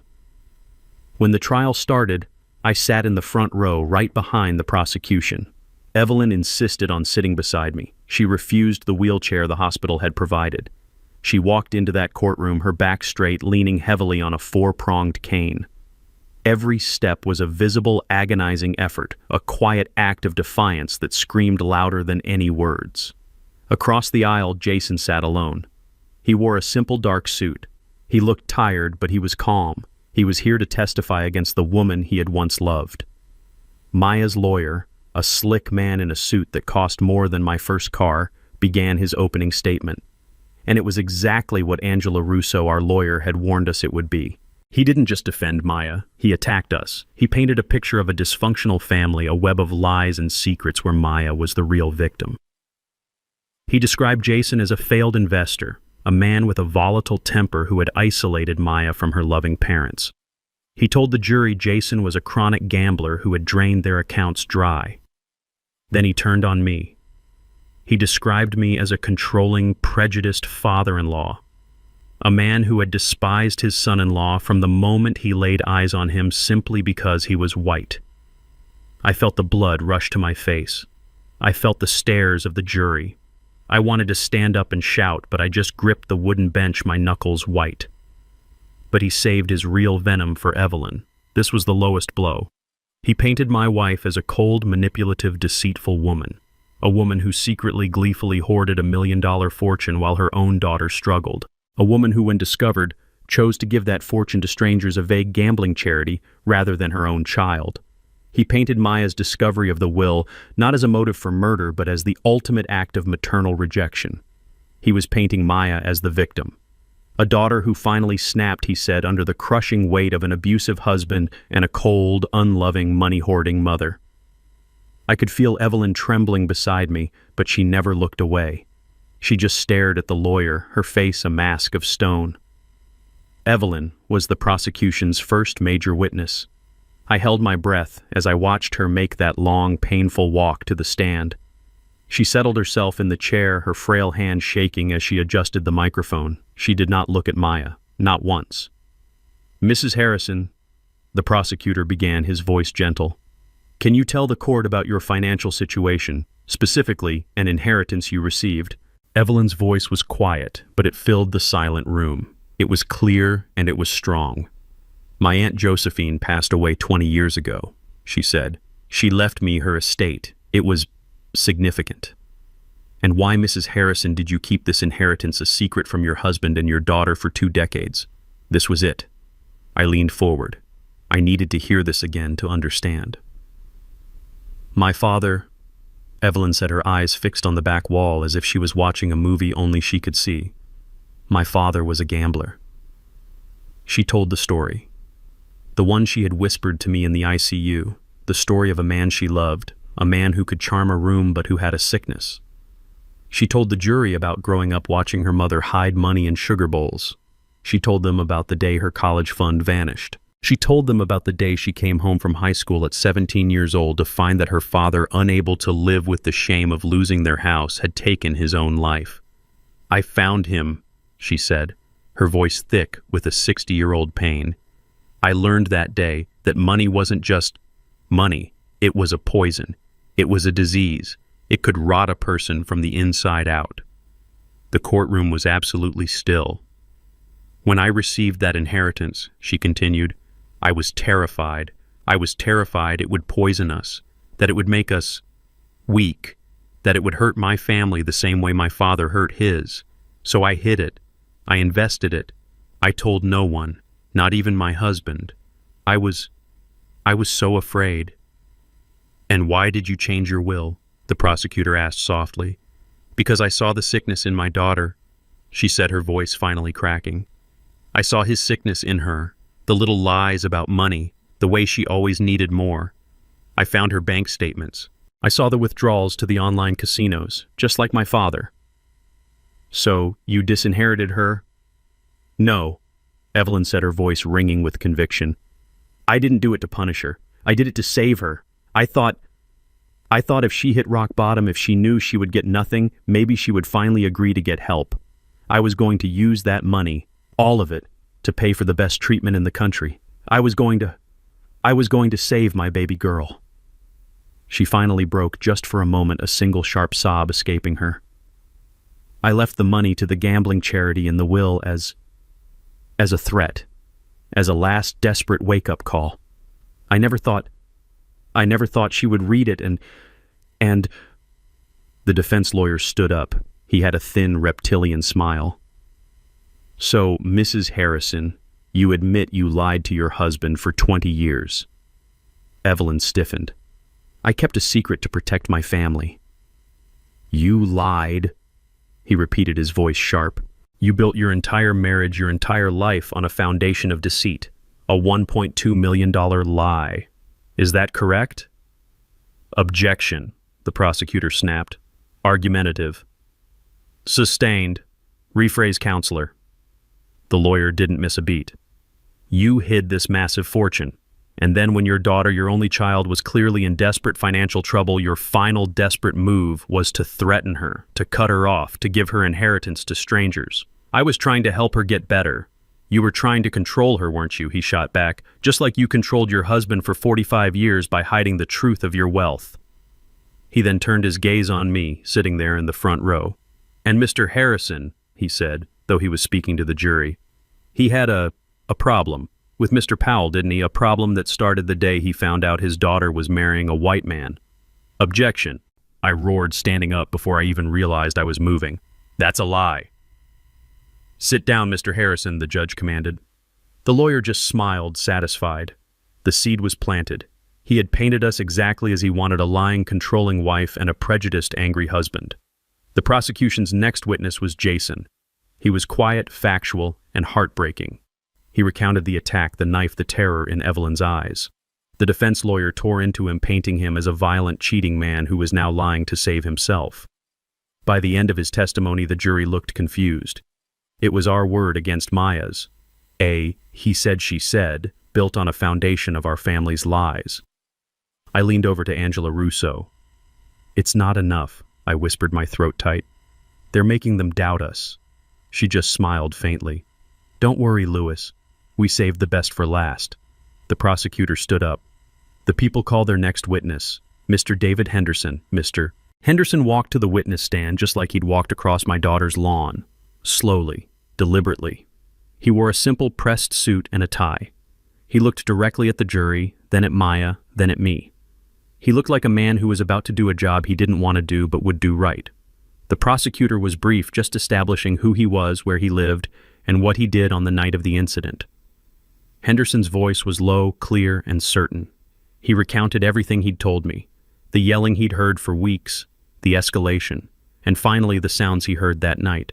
The man's voice shouting, "Maya, you're hurting her," the desperate cry to call 911. Then it was the defense's turn. Maya's lawyer, the slick one, glided up to the witness stand like a snake moving through grass. He gave Henderson a thin, condescending smile. "Mr. Henderson, is it? Thank you for your service," he began, his voice dripping with false sincerity. "You were in the Army, you said Signal Corps. That must have been some time ago. 1968 to 1988, Henderson replied, his voice flat. "Quite some time indeed," the lawyer said, nodding to the jury. "Mr. Henderson, you've testified that you heard a great many things on the night of this tragedy. You heard voices through walls. You heard sounds across a yard, in the dark. My windows were open, counselor. It was a clear night." "A clear night," the lawyer repeated as if this were a ridiculous detail. "Sir, let's be honest. You're, 68, 70? 67, Henderson said. 67. And you're claiming that your hearing is so perfect that in the middle of a chaotic, emotional family argument, a fog of war, as you military men might say, you could perfectly distinguish every single word and correctly attribute it to the right person. A person you'd only heard through a wall a few times before." "Yes, sir, I could." The lawyer laughed, a short barking sound. "You're very confident. But let's get to the facts, shall we? You're not a family therapist. You're not a relationship expert. You're a man who eavesdrops on his neighbors. Isn't that right? I'm a man who sits on his porch. And you heard things. You didn't see anything, did you, Mr. Henderson? You didn't see my client, Maya Powell, touch her mother. You didn't see her touch her husband. You didn't see her with a knife. All you have is a collection of sounds that you, an old man with a grudge, perhaps have interpreted to fit a narrative. You heard, but you did not see. Isn't that the truth?" The lawyer leaned in, placing both hands on the witness box. "Yes or no, Mr. Henderson? You heard sounds. You did not see what happened in that house." The courtroom was silent. I could feel Maya watching him, a smug, faint smile on her lips. She thought this was it, the final nail in his testimony.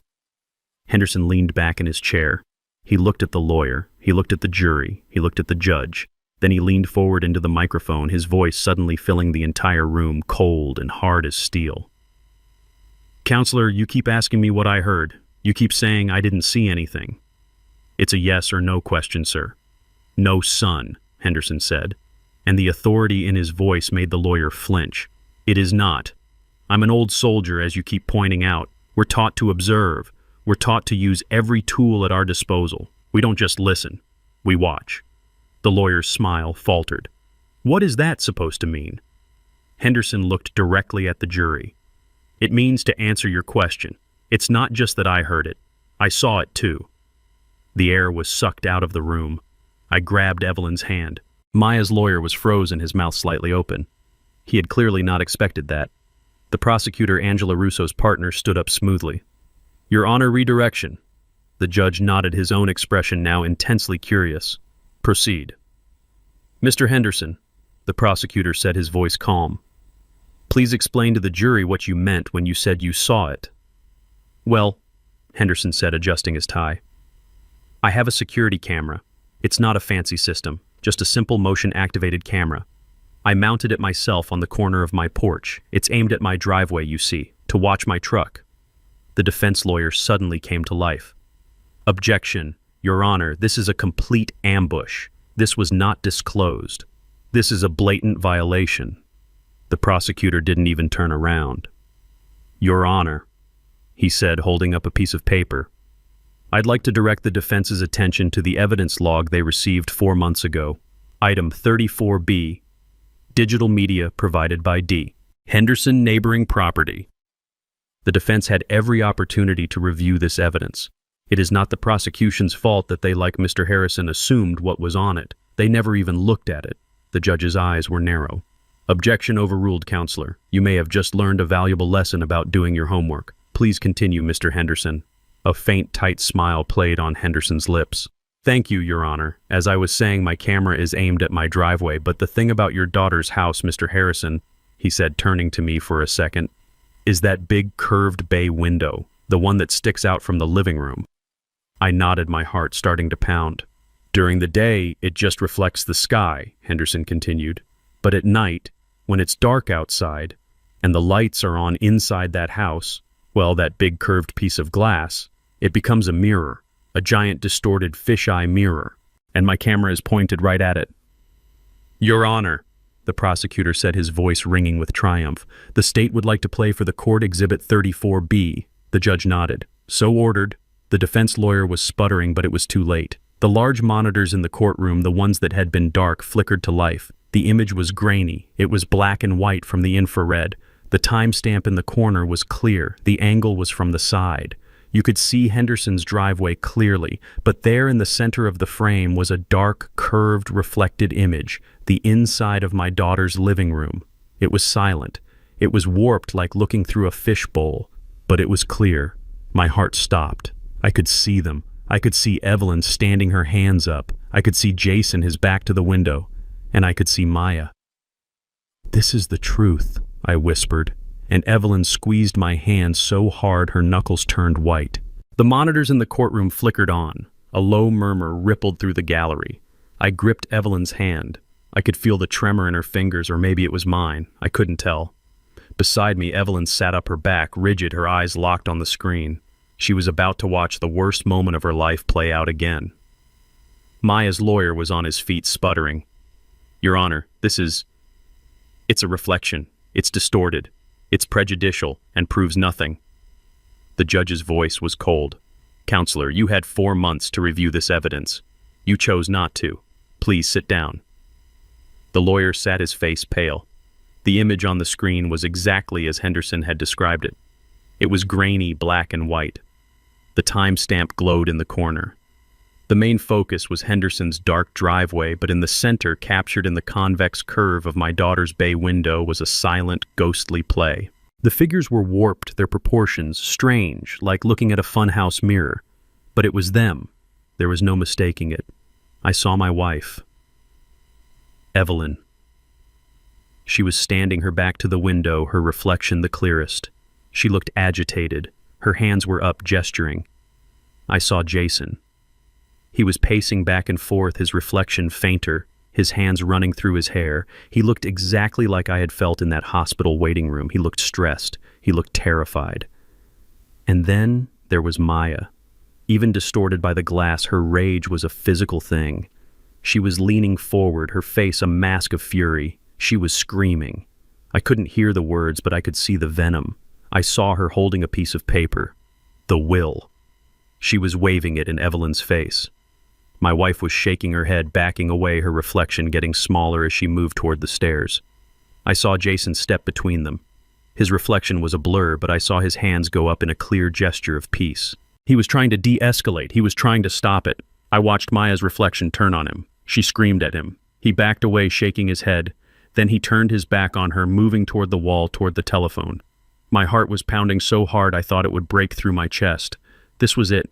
This was the moment. The moment he told her he was calling me. the moment he was going to get help. And then it happened. It happened so fast if I had blinked I would have missed it. Maya saw Jason turn his back. She saw him reaching for the phone.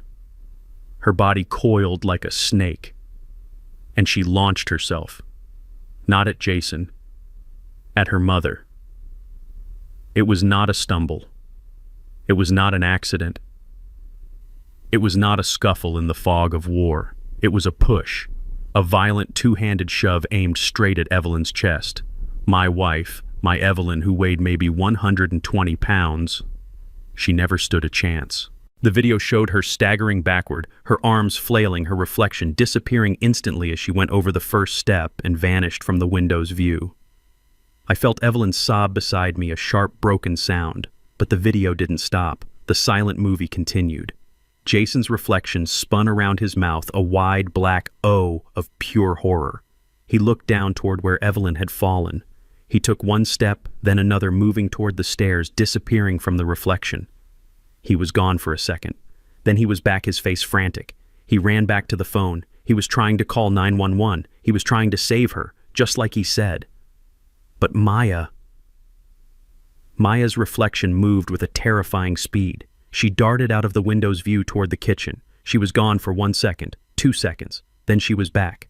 And there was something in her hand. Even in the grainy, warped glass I could see it. Something silver. Something that glinted in the light of the living room lamp. Jason was at the phone. He had it in his hand, pressed to his ear. Maya came at him from his blind side. She raised her hand, the one holding the silver object. She lunged. Jason saw her at the last possible second. He threw his body sideways, raising his arm to block her dropping the phone. The two reflections became a blur, a chaotic, silent, violent tangle of limbs. I saw her hand rise and fall, rise and fall. I saw him fighting her off, pushing her away, his hands coming up to protect his face. The scratches, it was all there. Every lie she had told, every truth he had spoken. It was all right there, reflected in glass for the entire world to see. The prosecutor's voice was the only sound in the room. Stop the video. The screen went black. The silence in that courtroom was absolute. It was heavier than stone. I looked at the jury. A woman in the front row had both hands pressed hard against her mouth, her eyes wide with horror. A man in the back row just shook his head slowly back and forth. I turned my head. I looked at Maya. She was staring at the black screen, her face a waxy chalk white. Her slick, expensive lawyer was standing beside her, his own face pale, his mouth slightly open. He knew. It was over. Maya's body began to tremble.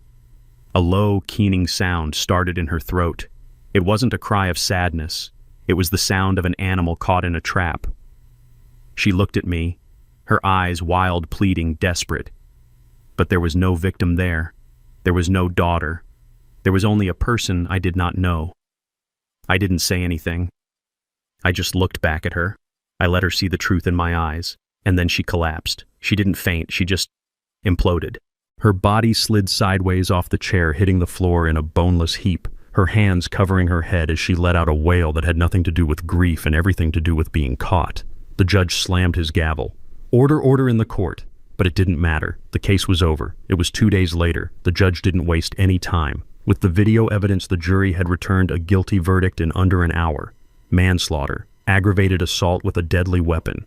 The lawyer's entire defense, his house of cards built on our family's lies, had been blown away by a single grainy reflection. I sat in the front row again, Evelyn beside me. This time she was in the wheelchair. The testimony had exhausted her. Jason sat on my other side. I had insisted. Maya was brought in cuffs. She looked hollow. The fire was gone. She was just a 35-year-old woman in an orange jumpsuit, her life over. The judge looked down at her. He spoke of the profound betrayal. He spoke of the violence captured on tape.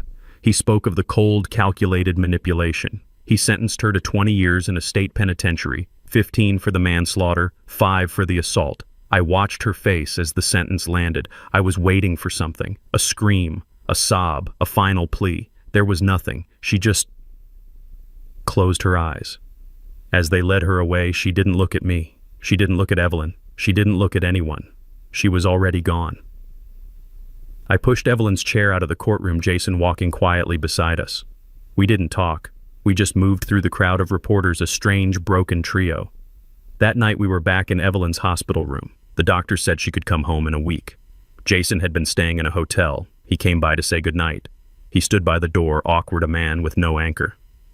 "Well," he said, "I guess I'll head out." "Jason, wait," Evelyn said. Her voice was stronger now, clearer. He stopped.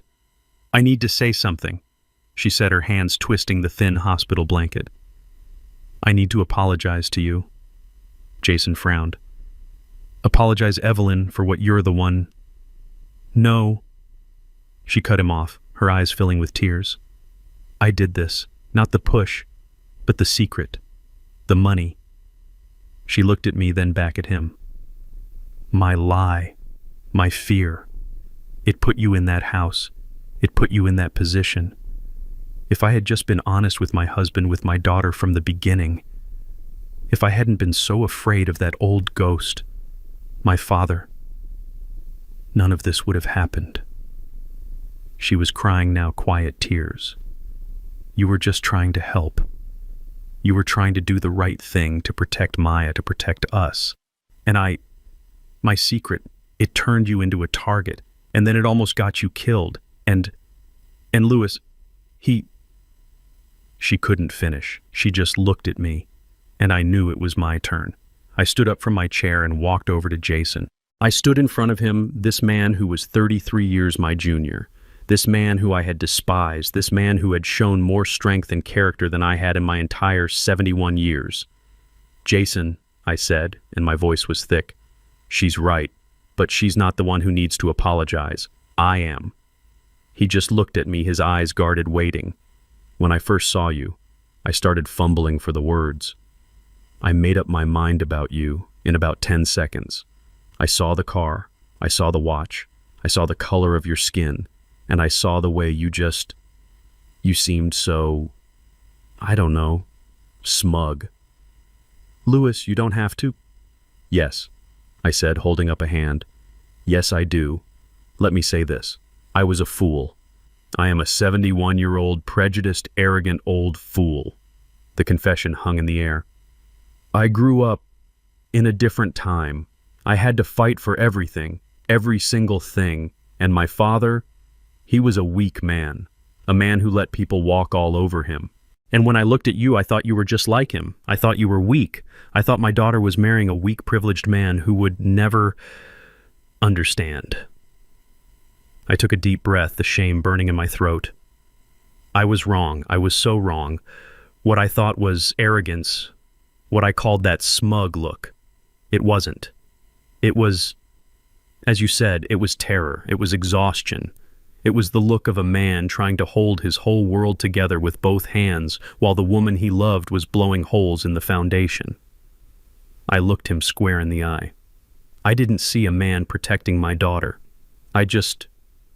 I saw a white kid who I didn't think was good enough. And that prejudice, my prejudice, it blinded me. It made me deaf. I heard what Henderson said, and I refused to believe him. I saw the scratches on your face, and I used them as proof of your guilt when they were proof of your innocence. I helped her. I helped my daughter frame you. When she pointed her finger, I was the first one to pick up a stone. I am so sorry, Jason, for what I did, for what I thought, for the man I was." Jason stared at me for a long time. I watched a dozen emotions pass over his face.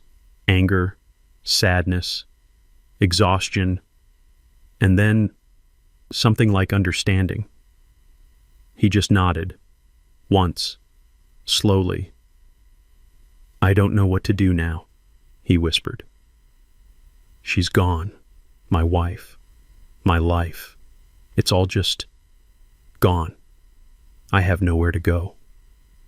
Evelyn was watching us, her hand over her mouth. I looked at Jason. This man who had been through an inferno. This man who had tried to save my wife. This man who had taken the fall for my daughter. "Yes, you do," I said. He looked up at me, confused. "You're not alone," I said, and I put my hand on his shoulder. "You're not some stranger. You're family. You're our family, and you're coming home with us." It has been 1 year since I watched a judge sentence my only daughter to prison. 1 year since the foundations of my world cracked, and I had to start rebuilding piece by painful piece. The first thing we did after Evelyn was strong enough to leave the rehabilitation center was sell my daughter's house. I couldn't set foot in it again. I couldn't look at that staircase. I couldn't breathe the air in that living room. Our neighbor, Mr. Henderson, a man I now owed an immeasurable debt, handled everything with our lawyer, Angela Russo. He told me the bank foreclosed on it quickly. The gambling debts were too deep. It was better that way. We let them take it all. The broken furniture, Maya's clothes, the ghosts. We just walked away. Our old house in Atlanta felt wrong too. It was too quiet. Every room was a memory of a little girl who no longer existed. So we sold that too. We cut all the old ties, packed up 45 years of our lives, and decided to start over. We bought a new house. A smaller place, single story with a small yard in a quiet neighborhood north of the city. There are no stairs. That was my one absolute requirement. No more stairs for Evelyn. And it is not just the two of us. Jason lives with us. After the trial, he had nothing. His name had been cleared, but in the process, his life had been demolished. He had no wife. He had no savings. The company he worked for had politely let him go during the investigation. He was just as broken as we were. I remember Evelyn leaning heavily on her new cane, sitting with him in that sterile hospital lobby after the verdict. She just looked at him and said, "Well, son, what do we do now? He lives in the guest room. He helps me in the garden. My back is not what it used to be, and he does the heavy lifting. He plants the tomatoes and the collard greens. He fixes the leaky faucet in the kitchen. He helps Evelyn with her therapy exercises every single morning. He holds her steady as she practices walking without her cane. He sits with her on the back porch and they read. They don't talk much about Maya. They don't have to. It was awkward at first, the three of us shuffling around this new house bound by this terrible unspoken trauma. 3 survivors of a shipwreck washed up on a strange shore, but the silence wasn't the old silence. It wasn't the silence of secrets and anger. It was a healing silence. He's our son. He is more of a son to me than Maya ever was. I watch him. I watch how he anticipates what Evelyn needs before she even asks for it. I watch how he respects her. I watch how he listens. He doesn't just wait for his turn to talk. He listens. I confessed something to him last week. We were in the garage organizing tools. My hands shake now. It's a tremor that started the day Evelyn fell, and it never really went away. I was trying to hang a hammer. He saw me struggling and gently took it from my hand. "You know why I hated you, Jason?" I said. My voice was quiet. He stopped the hammer in his hand. He looked at me, his eyes guarded. "Because I was a white kid from a rich family who you thought wasn't good enough for Maya." That was part of it, I admitted, and the shame still burned. But that wasn't the real reason. I hated you because I thought you were weak. He frowned, confused. Weak? I told him something I had never told anyone, not even Evelyn. I told him about my father. My dad was a good man, a kind man, but he was weak. He was a porter in a hotel his whole life. He let people walk all over him. My mother, his boss, anyone. He just took it. He smiled and bowed his head and said, "Yes, sir," while life stole his dignity. I spent my entire childhood watching him apologize for the space he took up in the world. I swore to God I would never be him. I swore I would be strong. I swore I would build a life he was too scared to build. When I saw you, I told Jason, my voice thick. I saw my father. I saw the way you let Maya talk, the way you were so quiet. You never fought back. You just absorbed it. I mistook your silence for weakness. I thought my daughter was marrying a man who would let her and the world walk all over him. I thought you were him, and I despised you for it. Jason just stood there listening, the hammer hanging by his side. "I was wrong," I said. "I was a 71-year-old fool. Your silence. It wasn't weakness, son. It was strength. It was the strength to hold your family together. It was the strength to absorb her sickness so that we wouldn't have to see it. You weren't weak. You were the strongest man in that house. You were the man I wish my father had been." He didn't say anything. He just nodded once, and we went back to organizing the tools. But something had passed between us. The last ghost had finally left the room. We were healing. Evelyn's limp was almost gone. She was baking again. Jason had found a new job at a small local financial firm. We were building a new life, a quiet life. We were safe. And that is when the letter came. It arrived yesterday morning, a plain white business envelope. I almost threw it out with the junk mail. But the return address wasn't from a business. It was from the Georgia State Correctional Facility for Women. My hands started to shake again. That tremor. Evelyn saw it from the kitchen. "Louis, what is it? What's wrong?" I couldn't speak. I just held up the envelope. The color drained from her face. Jason walked in from the hallway, saw the letter in my hand, saw our faces. The new, fragile piece of our home instantly evaporated. "It's from her," Jason said. It wasn't a question. I stood there in the entryway, the letter feeling like it was burning a hole in my hand. Part of me, a dark, angry part, wanted to throw it straight into the fireplace. Just burn it. Burn her. Get her out of our lives. But Evelyn put her small, warm hand on mine. "We have to, Louis," she whispered, her voice trembling. "We have to read it. We have to do this together." I looked at Jason. He just nodded, his jaw set. I slid my finger under the flap. The sound of the paper tearing was too loud in the quiet room. I unfolded the single sheet of ruled notebook paper. It was my daughter's handwriting. Frantic. Angry. I began to read it out loud. My hands were shaking. That tremor. The one that started the day I saw Evelyn at the bottom of the stairs. It was back. I stood there in the bright, cheerful entryway of our new home, the sunlight streaming in, feeling the warmth of Evelyn's hand on mine. But the envelope in my hand felt like a block of ice.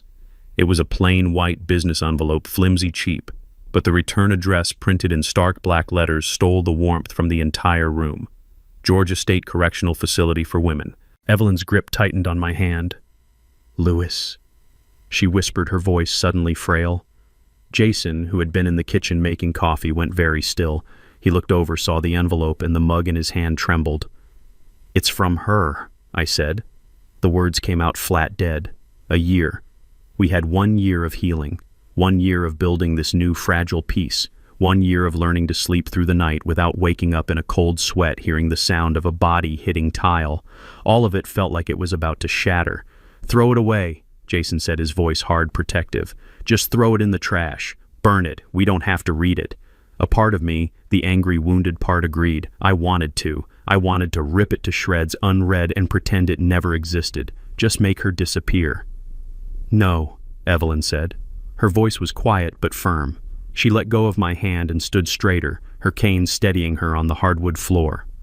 "He's right, Louis. We don't have to read it, but we will. We read it together. No more secrets. No more hiding." She was right. She was always right. This was the final ghost. We had to face it.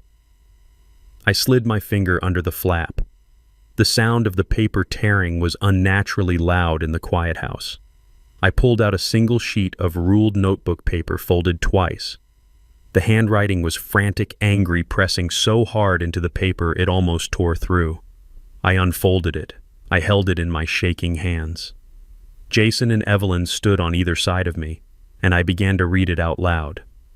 "To the people who destroyed my life," I read. Evelyn closed her eyes.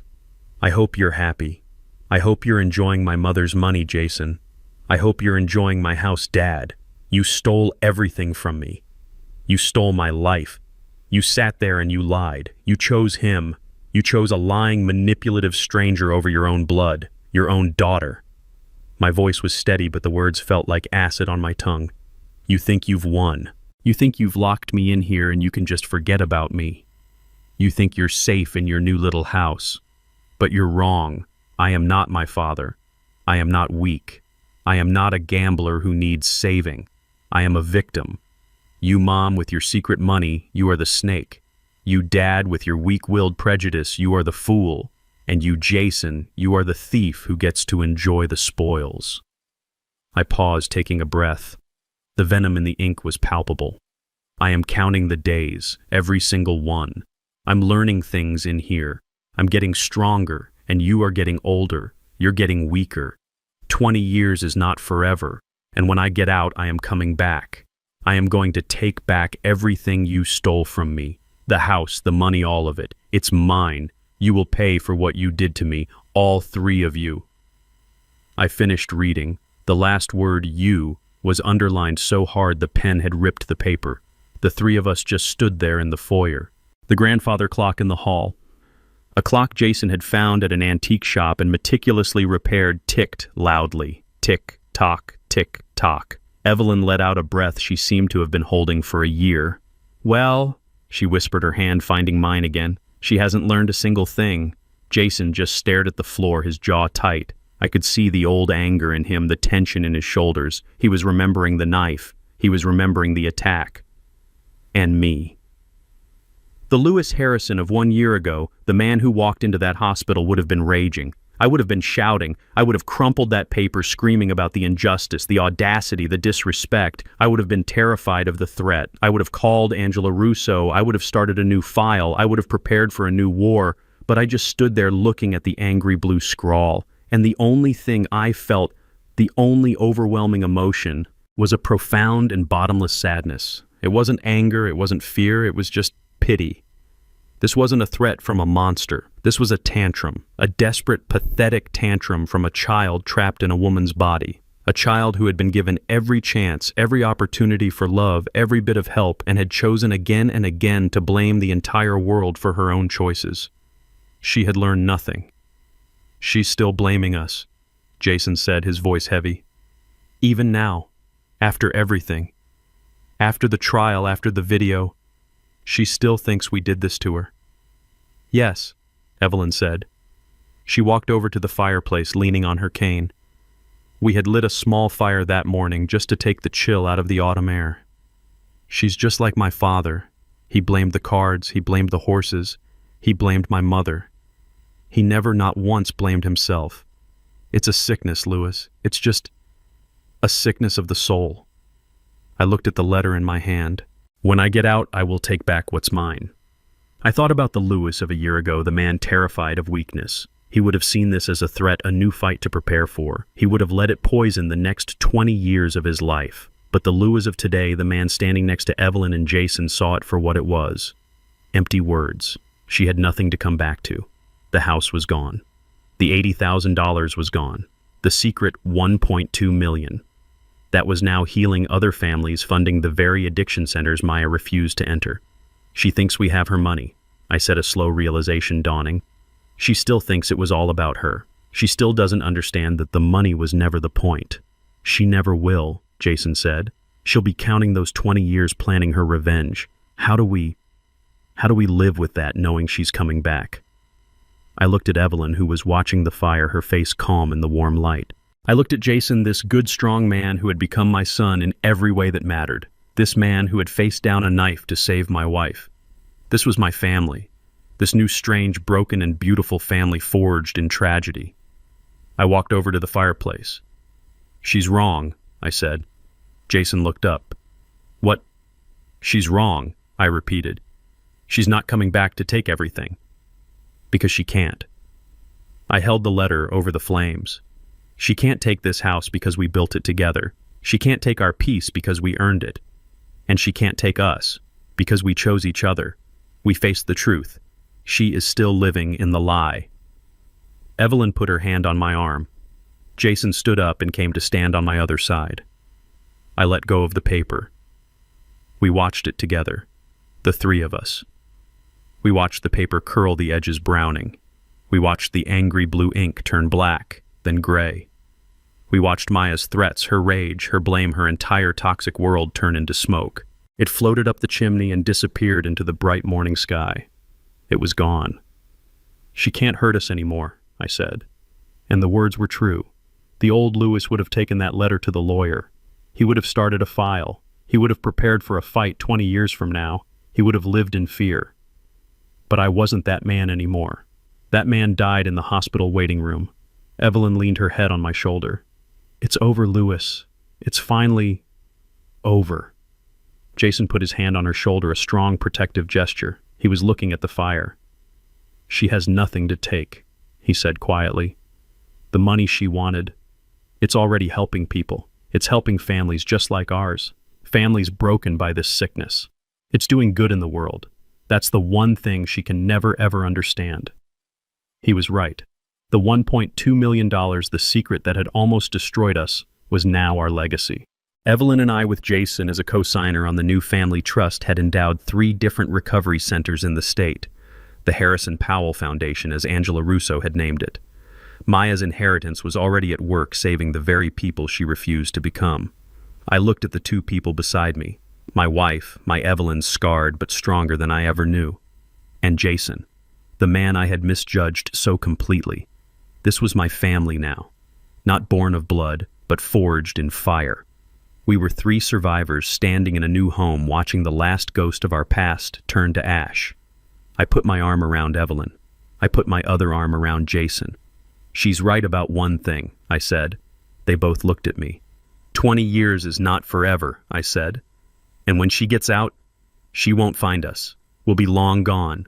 But we'll have lived, we'll have healed, and we'll have done it together." The last glowing ember of the letter winked out.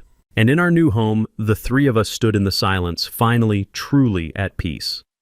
6 months later, we were sitting on folding chairs in a brightly lit church basement. The coffee was weak and the fluorescent lights hummed just like they did in the hospital. But this place felt different.